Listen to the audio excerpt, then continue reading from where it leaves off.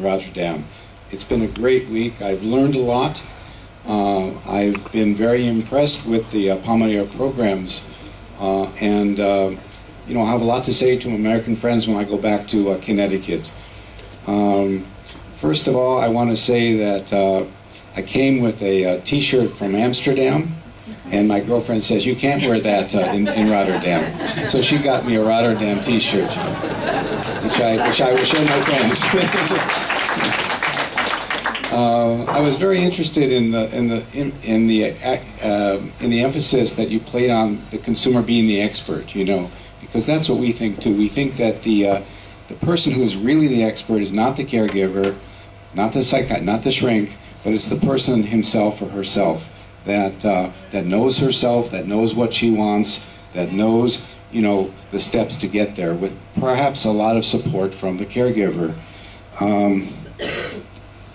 I'm going to talk about another thing that I've learned here while I've been in Rotterdam this week. Is I asked somebody if I should talk about my struggle, because recovery is hard work, and you really have to be dedicated to move your life forward in recovery, because the illness is there, and oftentimes you have to overcome really uncomfortable feelings or setbacks or rejections and things like that. And so you've got to really have a lot of determination and a lot of courage to keep going. And I don't think people appreciate how much courage, how much determination, how much work recovery is. But I know that those of you who are out there in recovery, I'm sure you know this very well. I was in Israel last week, and I gave a talk to a rehabilitation organization in Israel, and I thought the talk went pretty well. Everybody seemed to like it. But afterwards, one of the leaders of the ISPRA association in Tel Aviv came up to me, and she said, you know, she said, we Israelis like to hear about struggle. We like to hear about difficulties. And so the next time I gave my story there, I filled it with struggle and difficulties, and they loved it, you know.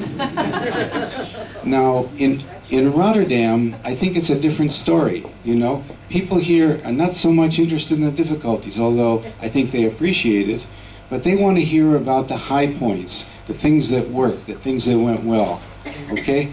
And so that's the story you're going to get from me this morning. I want to say, too, is that I'm going to divide my talk up into 4 parts, okay? The first part is hope, okay? I'm going to talk about how a therapist gave me much hope when I started in therapy, and I was in very deep despair, and I couldn't see a place for myself in society. I was very much enclosed in myself, and I was holing up in my apartment room for a number of years. And this person gave me hope, and I'm going to talk about that.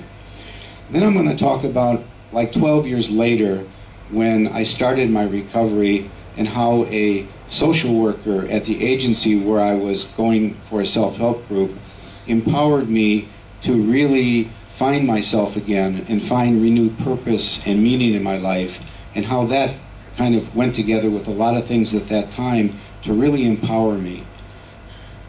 Then I'm going to talk about taking personal responsibility, because I think the consumers here will agree with me that recovery, there's no one that can do recovery for you. You've got to do it yourself. You've got to take responsibility to improve your life and to find out what kind of life you want to have.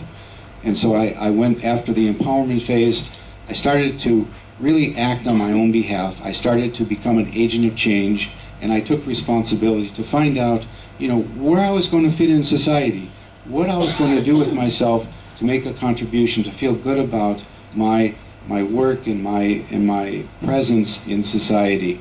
So that took about a few years to taking responsibility to find out, what could I do? What could I contribute to society? And finally,